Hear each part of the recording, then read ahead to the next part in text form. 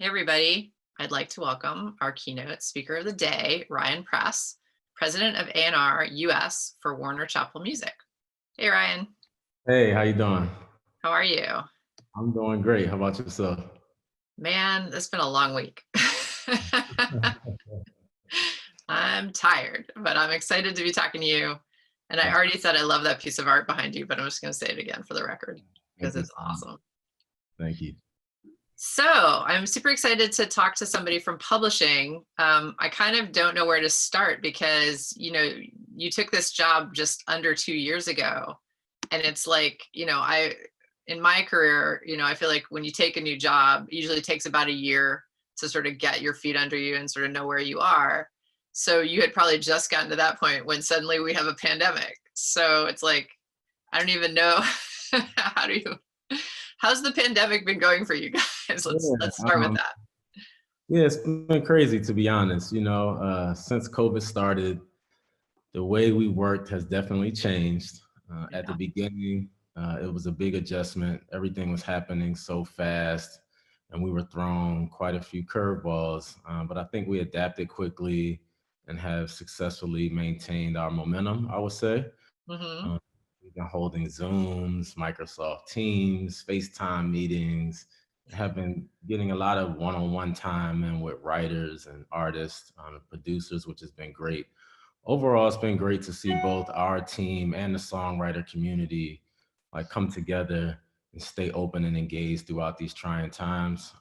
Over the past, I would say like 6 months or so, I've also leaned in to help our company just navigate through everything that's going on in the world, from helping to find new ways of working with our songwriters while in quarantine, to thinking of ways we can move the needle with social justice in and outside of our office. So, it's been a lot going on, but, we don't get paid for easy, we get paid for hard. Which is, yeah, it's this whole, yeah. I think it's been so tough for everybody. It's been, really an adjustment. And obviously we all know that for artists, it's a really terrible time. They can't tour Yeah. for venues and tour folks. It's a terrible time. But I'm interested, from your perspective for songwriters, because there is sort of an advantage to being a songwriter in that you don't have to leave home. I mean, you can literally do it from home. So what kind of innovation are you seeing from your songwriter folks? Um, a lot, to be honest. Like I said in the beginning, I don't think anyone knew what to do. It was just kind of like a question mark out there of just like what's going to happen next. So we all were just trying to find our way through in the beginning. But I would definitely say, us inside of the building and also the songwriters and artists and all of that stuff, everyone has been like super collaborative, super open, ready to just try new and different things. And I think that's been exciting to see because you just never know what's going on and how to react. But I think everyone's leaned in and just adapted to like virtual sessions and song camps that are happening on the computer. And some people hate it, but some people love it and want to like stay this way and work continuously, even when this is over and behind us. But I think due to the circumstances, everyone has been like amazing at how everyone's been able to adapt and just kind of just keep the show going to a certain degree, just with all of the hurdles that are being thrown at us. So it's been exciting, and it's been a challenge, but I think it's been great just to see how everyone responds, and it's been fun. I will say that. That's awesome. So I did A&R for 13 years at the record label that we own, that my family owns. But I don't really. I'm assuming that A&R on the publishing side is sort of similar in terms of like discovering new talent and trying to help talent flourish. Mhm. But I think one of the most interesting things about songwriting these days is the idea of co-writes and people working together. Mhm. It seems, and I could be wrong because I'm not in the publishing side, but it seems like there's more and more of that happening, and it's like a pretty fruitful avenue. So Mhm. I just wanted to ask you, as someone who's done A&R for a long time, at what point do you say to a songwriter that you're working with, hey, have you thought about working with this person or that person? I think it's publishing is not a one size fits all concept. So I think I think every plan is tailor made for the songwriter you're working with, and different people are ready for different things at certain times. So sometimes you're working with a songwriter where the best support you can give is to get out the way and let them be great and not like overdo it. And then sometimes you have to just, for starters, you have to gain the trust of a songwriter. I think that's the most important key of just how an A&R connects with the songwriter and gains that trust. That's like your first entry point. Once you have that trust established, I think that it puts you in a position to give those or be able to deliver those hard conversations. And that's what we're here for. We're not here to be yes people. And the biggest relationships are ones where you both can be honest, where someone can tell the A&R, hey, I need you to put me in different situations and it's not happening, and someone to respond to that. And then also on the flip side to say like, hey, I think we're trying this, but maybe if we put you in this room and push you in these directions, we can get some different results. So I think it's all different. When I signed Party Next Door, he was like 18 years old and was 17. And for the first couple of years, it was all based around him as an artist. And we weren't focused on writing for other people. And once that was established, I never pressured him once of like, hey, I need you to do this or that. It took about 2.5 years. I had mentioned Rihanna to him a couple times, and thinking about 2.5, 3 years, he finally called me and was like, I'm ready. And that was his process. When I worked with Ross Golan, the initial things that I loved, I still do work with him. So I'm just saying, like in the early days, I loved when he went home and just wrote ideas to guitar. And those were the ideas that we pitched to producers to pitch out. So like in the early days, it wasn't really about putting him in a room with a bunch of people, because we felt like, or I felt like at the time, the greatest material was coming out of, him going home, writing by himself, starting ideas on the guitar, and then we would pass them along to the J.R. Rodhams and a couple other people. But then down the line, I had grew up with having a studio in Philadelphia, and Benny Blanco used to come there when he was like 15 as a rapper. And I had a great relationship with Benny and Zvi and Andrew Luffman, the guys that work with him. And I was just like, hey, I need to get this guy in with y'all and co-write with, some of the people y'all are doing sessions with. I think it would be great. And once that happened, a bunch of hits came from that. But it was just a different process for different people. And I think, if you're A&Ring and you're trying to fit everyone into like the same strategy, it's just not going to work. So, I think for starters, you got to gain the trust and have that relationship. And then from there, it's just a touch and feel process of just what works for someone at the right time. Totally. So you mentioned like, we don't want to be yes people, which I think is an important statement for people to hear.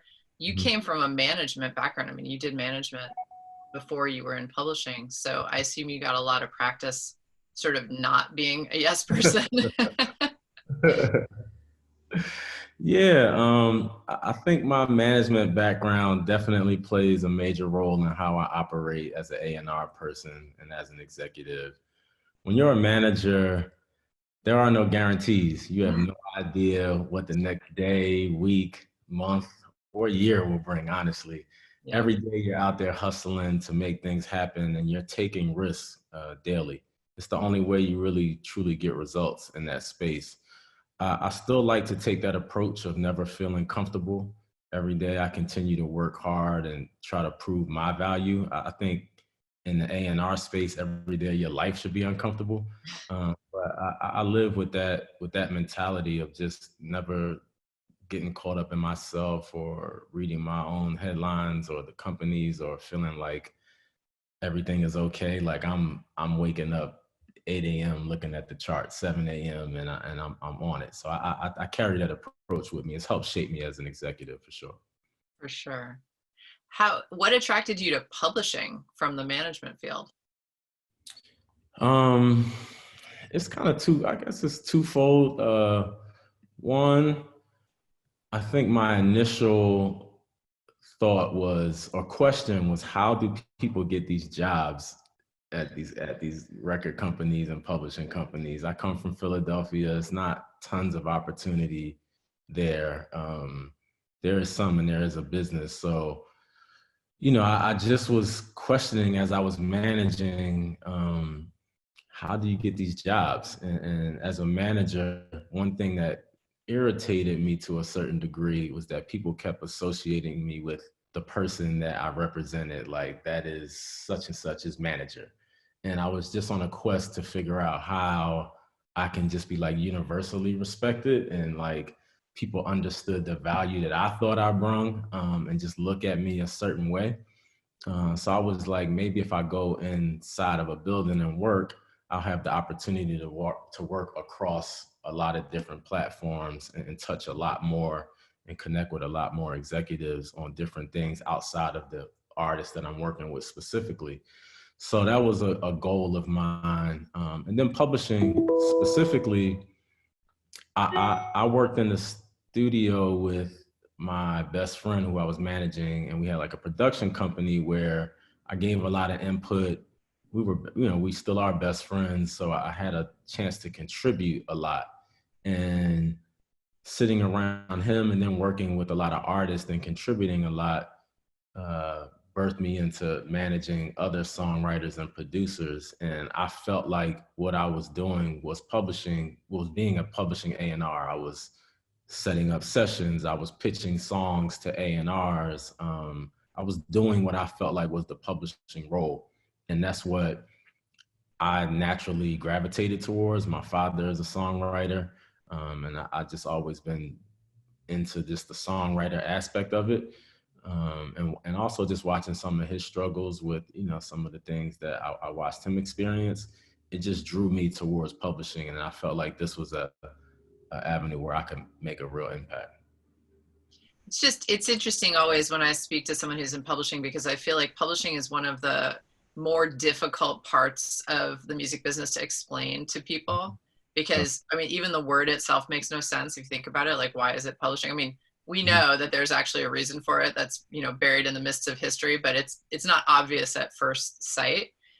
So, I always find it interesting when people get into it, because when I talk to students and stuff, what do students always want to be? They want to be label A&Rs, because that's like the sexy job, right? That's the like out there in the world job that people know about. But, so to be a publishing A&R makes you just like that little bit more interesting, I think, to people, I think. So okay, so then you did A&R at Warner Chappell for quite a while. And then 2 years ago, you got the job as president. And, I mean, I've been a president of a couple companies myself. And I think that probably one of the biggest things that changes when you have that job is you go from being an employee to a boss, which is a huge leap. And you suddenly have to have leadership skills. It's like, it's sort of a whole different animal. So how do you feel you've developed since you stepped into this role? I think in this new role, I've learned to be more innovative and creative in how I motivate my team. I also encourage them to embody the we versus me mentality, which I think is like super critical to overall success. I come from a sports background, so a lot of my philosophies are directly like sports related. I consider myself to be a player's coach. And I think what that means to me is just, I do have a clear cut way of doing things, but I do them from a relatable place. And in saying that, I definitely push my team hard. I definitely push them hard and expect things to get done. But I do believe I can push people to do their best by lifting them up and empowering them with more responsibilities, more trust, more transparency into the conversations that are happening above them, and including my entire team in the process. As I mentioned earlier, one of the biggest things I've learned, not just with COVID, but just in general, is that my responsibilities are to extend beyond A&R at this company, and in the business as a whole. It's important we work to be change agents inside of our own companies and the entire business. And I think I've embraced that for sure. Yeah, and I'm glad you brought that up because, I think, as I alluded, publishing is not only sort of difficult to understand from in terms of like, what do we mean by publishing, but it's a dense field. Like it takes a while to understand it. I remember when I first started in the industry, I had to have publishing explained to me 4 or 5 times before it like really stuck in my brain as to what it was. So, you're facing an interesting situation because obviously you understand publishing, but at the same time, the industry is changing all the time. There's new companies coming into the game every day. Yeah.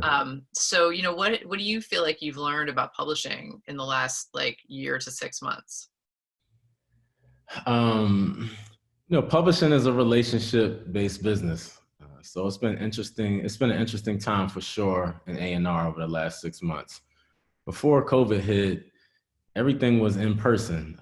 People coming to the office, you're going to studios, all of that good stuff. But since then, we've adapted and learned that as a company, we can be nimble, flexible, and successfully take our business virtual, which is important and key to keep that creativity and music flowing. We've done several things. We've held virtual songwriting camps with writers and producers joining from around the world, which has been great to just connect everyone in one space. Continue to set up remote sessions and virtual meetings on an ongoing basis. We fully embrace the new era of virtual pitches and camps and A&Rs chiming in and meetings in that space. Right before we went into remote working, our team had launched a new song pitching tool called Arrow. It allows us to share and pitch songs, unexploited works internally and externally. And we've been leaning on that a lot during these times. I think people have also come to realize more and more that everything starts and ends with the song. Publishing is truly where the magic happens. And that's what I love about it and what's attracted me so much to publishing. In the absence of like live concerts and performances, all you have right now is the song. And now more than ever, it shows just how important our songwriters are to the music industry at large. So it's definitely put a highlight on everything, I think, for sure.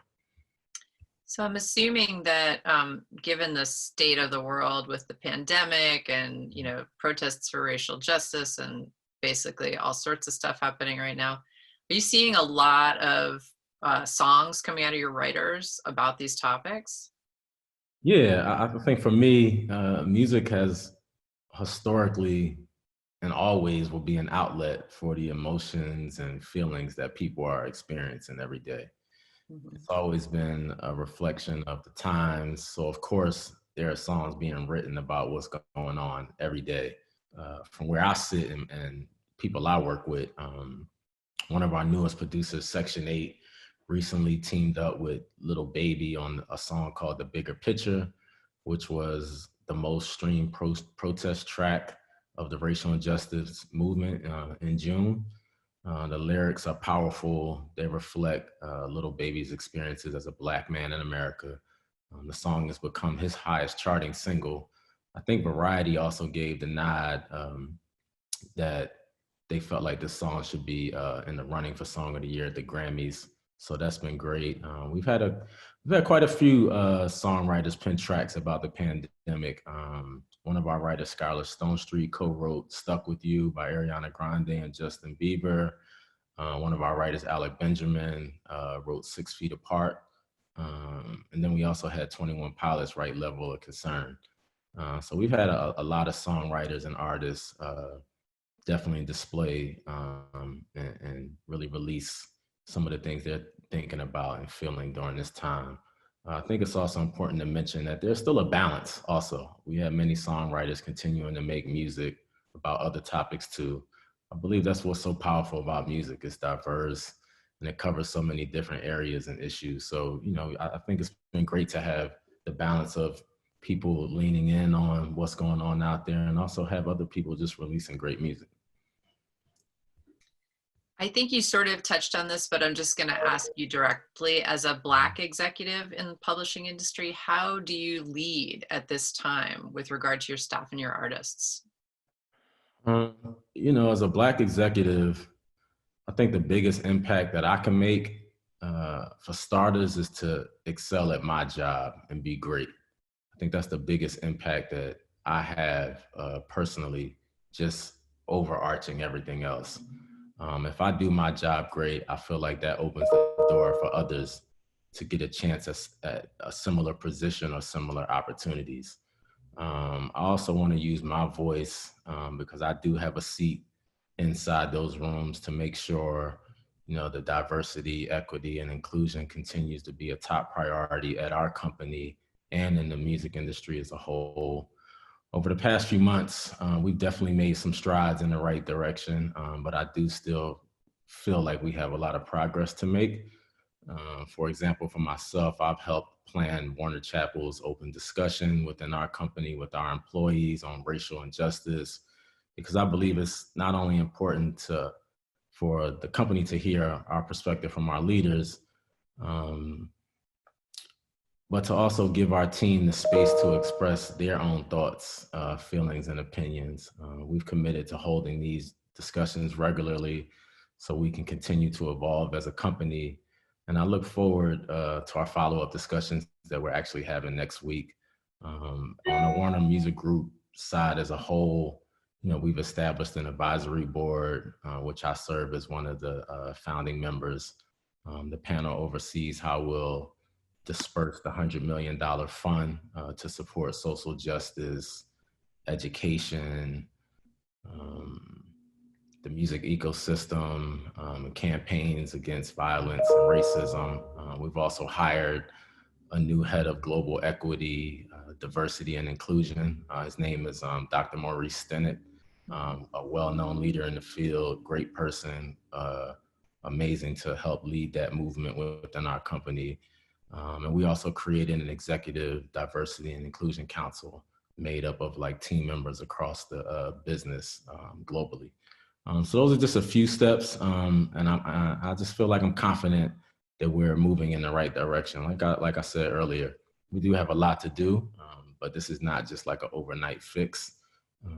But for me, I think it just all starts in making sure I'm doing my role to the best of my ability, and making sure I'm helping, just be a part of people getting other opportunities. And I really hope all these structural changes that we're seeing at companies are the thing that keeps this going, so it's not just lip service at this moment, but it's like there's follow through. Absolutely. That's our goal for sure. So, I think a lot of people would be interested to know, when I don't want you don't have to talk about specifics unless they come to mind, but I think people are just really interested in how you find something that you love. Do you just know it when you hear it? For you, are you just an ear guy? Are you a nose guy? I know that like on the label side, A&R guys are sometimes called noses, like they have a nose for the next big thing. Yeah. But how does it work for you? For me, it's different ways, but mostly it's gut. It's a feeling. When you hear it, you know it. And a lot of times they say you have to have the ears for the job. So there is a part of it where you have to have, there's a major part of it where you have to have the ears. So me, I just trust my ears, trust my instincts. Trust my relationships. I find a lot of talent through the relationships that I have, but music moves me like I'm sure it moves a bunch of other people. And when I just hear that thing that you can't even put a finger on, it's like, hey, I got to work with that person. I don't care if they have hits, no hits, a placement, no placements. It's just a thing. And a lot of times you then meet someone and then you can just see it in them. Like sometimes you can just see it. I met with Murder Beats, and he walked into my office and was so confident and just said, I know you got a lot of people on your roster, but I promise you I'm gonna be the biggest person you ever worked with. And it didn't feel like a sales pitch. I felt like he really believed it and was ready to put the work in to become that. And sometimes it's just something that you grasp from someone in a meeting or when you go to the studio and you watch them work. Um, it's hard to explain. It's almost like an out of body experience to a certain degree. It's like you just get that feeling and then you just become obsessed and you have to figure out how to work with that person. So I'm a lot of gut in my decision making. Today's world, you have to some degree, you would be foolish if you weren't paying attention to all of the other factors out there now, and really like diving into that as well too. So that is a piece of it. But at heart, I'm just a gut person that just loves to hear a beautiful song or something that moves me. I think in 2008, I heard Priscilla Renee's music, and she had this song called "Hello, My Apple." And she just reminded me of Tracy Chapman. And I was just like, I've never heard anything like this in my life. I have to work with her. So I'm just a gut person at the end of the day. Yeah. And it's so, I mean, it's such a hard job too, because like you said, some people are super talented and don't have the work ethic, and that's always to me like the saddest part, when somebody who's just super talented, but they just can't, for whatever reason, they can't put it together. So to be able to sort of have that faith too, Absolutely. that, okay, I know this person is going to do it, or at least I know I can talk to them about what they have to do. Absolutely. Yeah, because it's a big job. I mean, being an artist is a big job. It's, I think people underestimate that. I have a podcast, and in my podcast, I talk about this all the time, that I feel like we have a problem in the music industry because what people see is the end result. They don't see the years in the middle of hard work. Absolutely. You know? And I think that's tough because people just think, oh, you show up one day and you just are whoever you are and it's over. It's like, no, you start down here and then you build, and you work. And sometimes you get knocked back down. And it's the people who've got knocked back down 100 times, they keep getting up, that are the ones that are going to make it. Absolutely. 100%. I agree. So what's exciting to you right now about publishing? What do you see coming down the pike for all of us? Honestly, I'm just trying to get to tomorrow. But in all seriousness, music is the universal language. Music is always going to be a force that continues to drive and shape our culture. And I'm excited to see what comes of that in 2021 and 2022 and years beyond. Now more than ever, there's an outpouring of content and creation and music, whether it's through social media, SoundCloud, TikTok, virtual sessions, in-person meetings. There are so many different ways to discover new music. And I'm just looking forward to seeing what will come from that.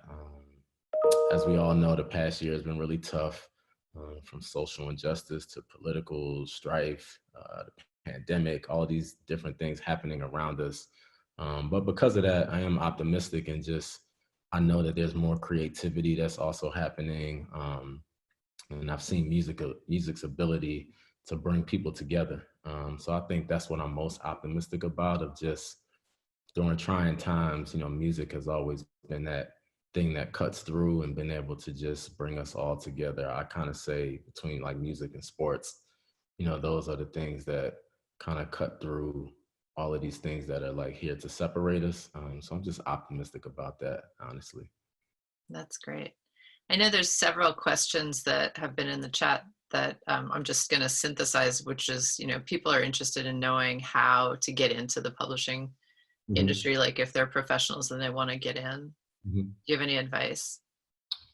I have a non-traditional path, so I would be lying if I sat here and gave everyone like just the most traditional way to go about it. Someone just wrote, please don't say an internship.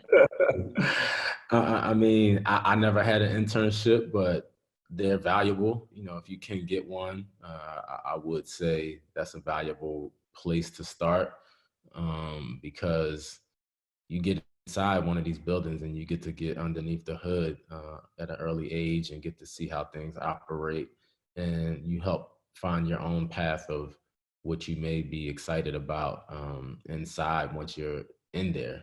And that's invaluable.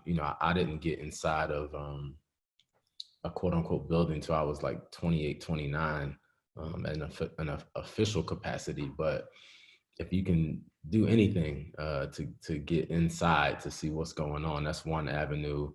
I come from a management background where I managed songwriters first and tried to um, let companies see my value and what I was doing outside of a company. And maybe they would come to me. That was my approach. But I also, when I was doing a lot of business with Rockefeller Records, I went to the office every day and I just stayed there and I just never left. I got an opportunity to sell a track to them and I became an unofficial employee. I was in there every single day until someone would kick me out, just trying to learn and soak up as much knowledge as possible.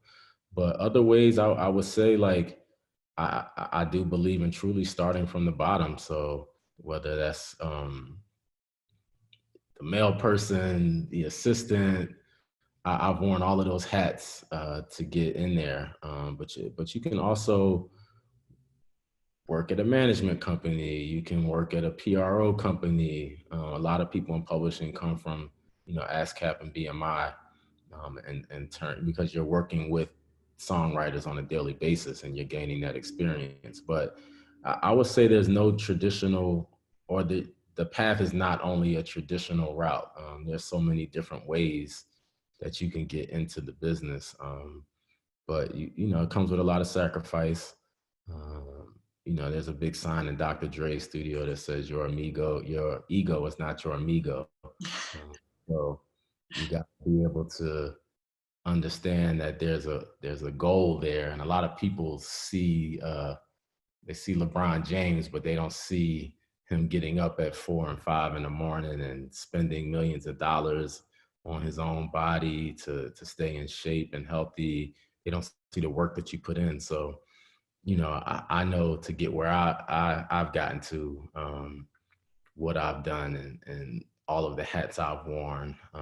And that's just my one concern, that sometimes it feels like people want to just get to the finish line without actually running the race.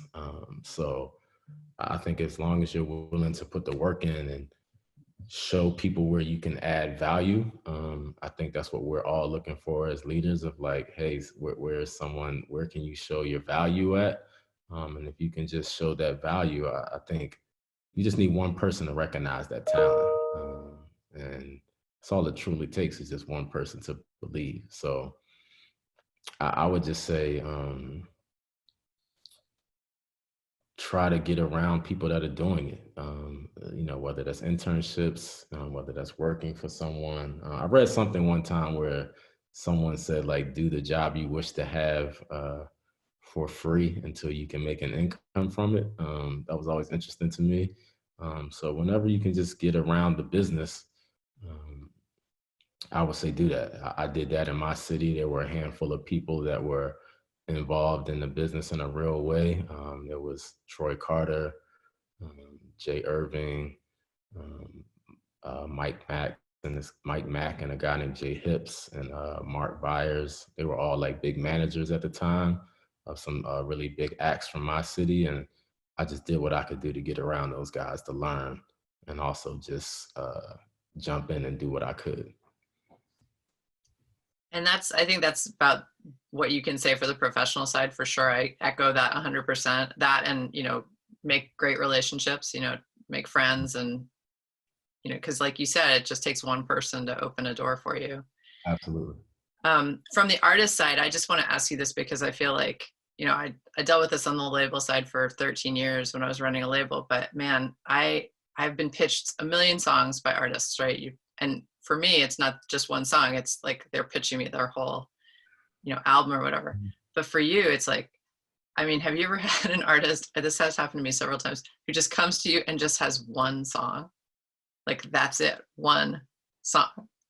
Has that ever happened to you? I've never had that situation, to be honest.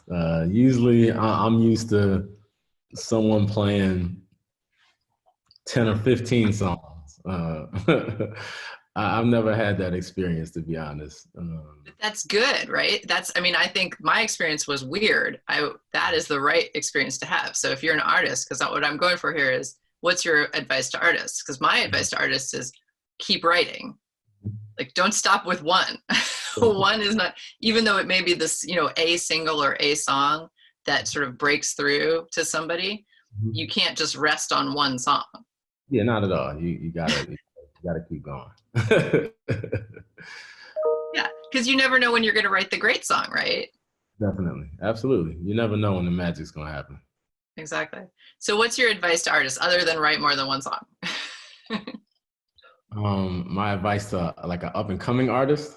Mm-hmm. Yeah, someone who's trying to get, a deal with a publisher or deal with a label, someone who's at that stage. I think what you were touching on was important, that you have to keep developing your craft. You have to put the work in. For starters, I think I said that on the executive side, it's like the same thing.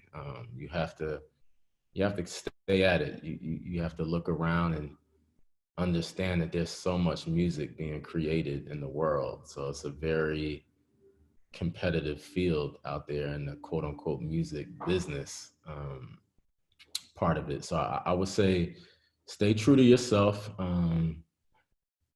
There's nothing wrong with being inspired at all. I think we're all inspired. I know we're all inspired by something, but I would just push people to remain original in their creativity. Or let their originality shine through in their creativity, while taking things that you may be inspired by, figuring out your way to put your own signature on it. I think that's super important for artists.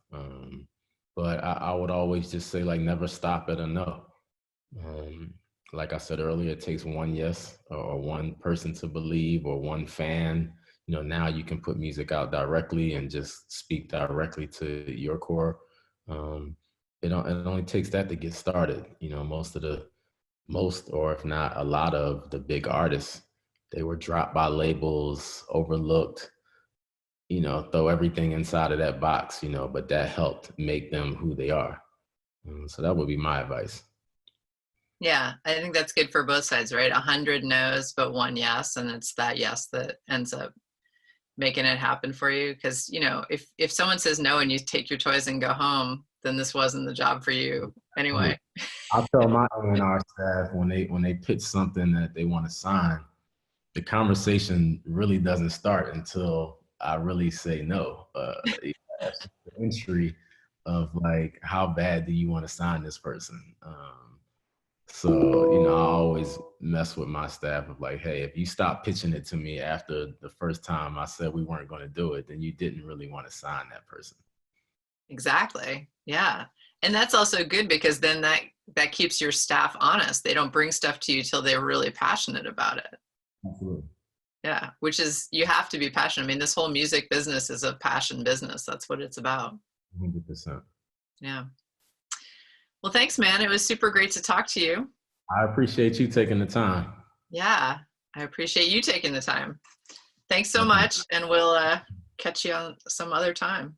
Okay. Appreciate it. Thank you. Bye. Bye.